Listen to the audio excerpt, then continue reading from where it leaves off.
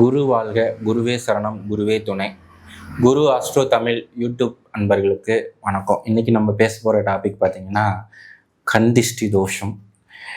அதாவது நம்ம வாழ்க்கையில் ஒரு பக்கம் நம்மளுடைய உழைப்பை போட்டு கஷ்டப்பட்டு முன்னேறிட்டு இருப்போம்.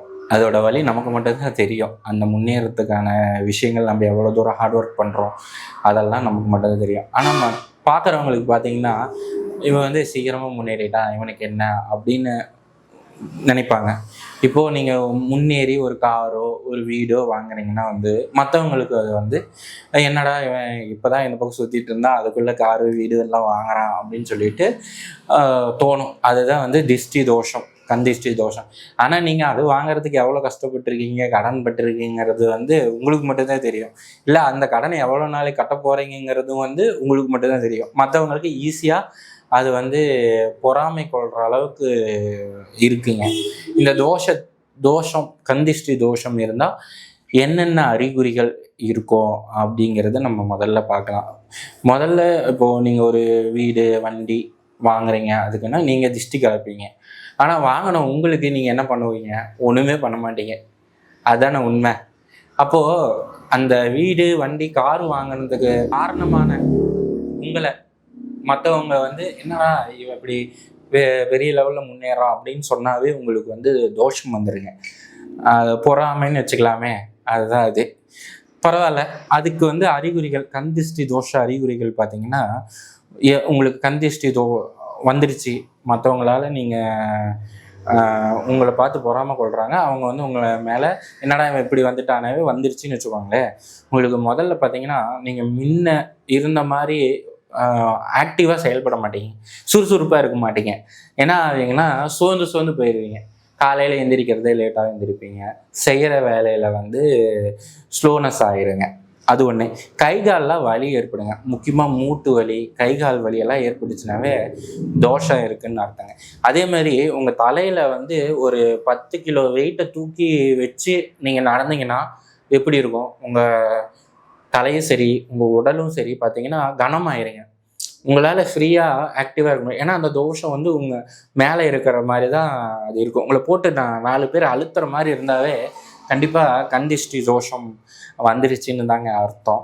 அதே மாதிரி தொழில் தடை ஏற்படுங்க. அதாவது நீங்கள் முன்ன செஞ்சுட்டு இருக்க மாதிரி தொழிலை இப்போது அந்த தோஷம் வந்தோடனே செய்ய முடியாது. அதனால தான் தொழில் நிறுவனங்களுக்கு பார்த்தீங்கன்னா தேங்காயை கற்பூரம் வச்சு சுற்றி டிஸ்டி அடிப்பாங்க, இல்லைனா பூசணிக்காய் வச்சு உடைப்பாங்க, அதெல்லாம் பண்ணிகிட்டு இருப்பாங்க. அதே மாதிரி உங்களுக்கு உடல் சூடு அதிகமாயிருங்க அந்த தோஷம் வரும்போது. கண் எரிச்சல் இதெல்லாமே இருக்கும். அடிக்கடி பார்த்தீங்கன்னா ரத்த காயம் ஏற்பட்டுருக்கும். சின்ன வேலை செஞ்சுட்டு இருக்கும்போது திடீர்னு பட்டு அடிபட்டு ரத்த காயங்கள் ஏற்படும். குடும்பத்துக்குள்ளே சண்டை சச்சரவுகள் வந்துருங்க. ரெண்டாவது கடன் அதிகமாகிற மாதிரி உங்களுக்கு ஒரு ஃபீலிங் வந்துடும். அதே மாதிரி திடீர்னு பார்த்தீங்கன்னா உங்களுக்கு ஒரு 4 நாள் நீங்கள் பெட்டில் படுத்துருவீங்க. உடம்பு சரியில்லை அதனால படுத்துருவீங்க. 4 நாள் நீங்கள் போய் பெட்டில் படுத்துக்கிறீங்க, ரெஸ்ட் எடுக்கிறீங்கன்னா உங்கள் தொழில் எப்படிங்க நார்மலாக நடக்கும்? அது நடக்காது இல்லையா? இதெல்லாமே பார்த்தீங்கன்னா அந்த கந்திஷ்டி தோஷம். நீங்கள் முன்னேறுறீங்க, அது அடுத்தவங்களுக்கு நல்லதாக படலை, அவங்க உங்கள் மேலே பொறாமை கொள்கிறாங்கன்னா இந்த தோஷம் மாறுங்க. இது சரி இது இருக்குங்க, இது தீர்க்கறதுக்கு என்ன வழி அப்படின்னு நீங்கள் கேட்பீங்க. அது எனக்கு தெரியுது. அதாவது என்னன்னா, இதில் பார்த்தீங்கன்னா வீட்டில் இருக்க கந்திஷ்டி தோஷம் பெறத்துக்கு என்னன்னா ஒன்றும் இல்லைங்க. உங்கள் வீடு துடைப்பாங்க இல்லைங்களா, வீட்டை சுத்தம் பண்ணுவாங்க, மாப் பண்ணுவாங்க இல்லைங்களா. அப்போ என்ன பண்ணீங்க, ஒரு டம்ளரில் டேப் வாட்டர் பிடிச்சிக்கோங்க, இல்லைன்னா ஏதாவது உப்பு தண்ணி எடுத்துக்கோங்க, நிறை குடம் தண்ணி எடுத்துக்கோங்க. அதில் கல்லுப்பு இருக்கு இல்லைங்களா, கல்லுப்பை போட்டு முதல்ல நீங்கள் அந்த எந்த ரூம் துடைக்கிறீங்களோ அந்த ரூமில் தெளிக்கணுங்க. தரை பகுதியில் தெளிக்கணும். தெளிச்சுட்டு ஒரு 2 நிமிஷமோ 5 நிமிஷமோ விட்டுட்டு நீங்கள் மறுபடியும் நீங்கள் மாப் போட்டு இந்த ரூமை துடைக்கணுங்க. இப்படி வீடு ஃபுல்லாக நீங்கள் உப்பு தண்ணியை நீங்கள் கல்லுப்பு தான் யூஸ் பண்ணுங்க. இதுக்கு தூளுப்பு யூஸ் பண்ணக்கூடாது. கல்லுப்பு போட்டு நீங்கள் வீடு ஃபுல்லாக துடைச்சிங்கன்னா அந்த வீட்டில் இருக்க கந்திஷ்டி தோஷங்கள் போயிருங்க. இது முதல் பரிகாரங்க. இதை நீங்கள் கந்திஷ்டி தோஷம் போகிறதுக்கு பண்ணலாம்.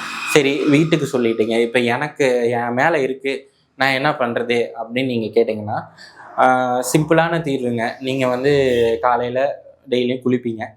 குளிக்கும்போது என்ன பண்ணணும்னா, ஒரு பக்கெட் தண்ணியில் தண்ணி பிடிச்சி வச்சுட்டு கல்லுப்பு வந்து உங்கள் கை நிறைய அள்ளிக்கணுங்க. கை நிறைய அள்ளிட்டு அந்த கல்லுப்பு, ஒரு பிடி கல்லுப்பு வந்து நீங்கள் வந்து பக்கெட்டில் போட்டுட்டு கரைஞ்ச உடனே ஒரு 2 நிமிஷத்தில் கரைஞ்சிருங்க, இல்லை 5 நிமிஷத்தில் ஃபுல்லாக அந்த பக்கெட்டில் கரைஞ்சோடனே அந்த தண்ணியை வந்து தலை முதல் கால் வரை நீங்கள் குளிக்க வேண்டியதான். அது வந்து திஷ்டி தோஷத்தை போக்குறதுக்கான 2வது வழிங்க. அதே மாதிரி வீட்டில் வந்து பார்த்தீங்கன்னா கந்திஷ்டி, அது மற்ற நெகட்டிவ் எனர்ஜிஸ் எல்லாம் இருக்கும்போது நீங்கள் என்ன பண்ணலான்னா, வீட்டில் வந்து வாரத்துக்கு ஒரு தடவை தூபம் போடலாங்க. அதாவது சாம்பிராணி காட்டலாம். அதுக்கு நீங்கள் வந்து பார்த்தீங்கன்னா, பக்கத்து மளிகை கடையில் பார்த்தீங்கன்னா வெண்கடுகு அப்படின்னு ஒன்று கிடைக்குங்க.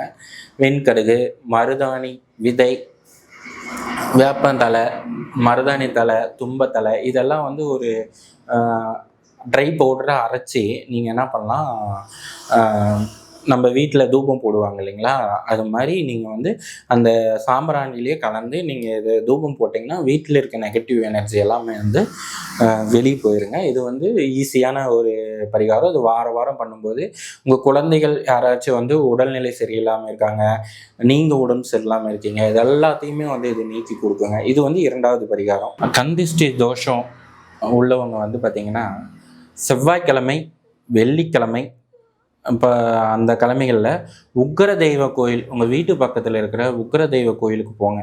போயிட்டு 5 எலுமிச்சங்கனையும் வாங்கிட்டு போங்க. அதில் வந்து பார்த்திங்கன்னா 4 வந்து உங்கள் கையில் கொடுப்பாங்க. 1 வந்து அங்கேயே வச்சிட சொல்லிடுங்க. வச்சிட சொல்லிவிட்டு அதில் வந்து பார்த்திங்கன்னா 3 கனியை வந்து நீங்கள் வந்து அந்த வாரத்தில் ஒரு நாள் விட்டு ஒரு நாள் தேய்ச்சி குளிக்கணும். அது எப்படின்னா, இப்போ அந்த 3 கனியை 2ஆக வெட்டுறீங்க. எலுமிச்சை பழத்தை 2ஆக வெட்டி தலை முதல் கால் வரை உங்கள் உடம்பு ஃபுல்லாக தேய்ச்சிக்கிட்டு ஒரு 5 நிமிஷம் விட்டுட்டு, இல்லைன்னா ஒரு 2 நிமிஷம் விட்டுட்டு நீங்கள் வந்து குளிச்சுக்க வேண்டியதான். இப்படி நீங்கள் வந்து வாரத்தில் அந்த வாரத்துலேயே 3 கனியும் யூஸ் பண்ணிங்கன்னா, தலை முதல் கால் வரை தேய்ச்சி குளிச்சிங்கன்னா அதை வந்து குளிக்கணும். அதே மாதிரி 9 வாரம் அதை பண்ணணும்.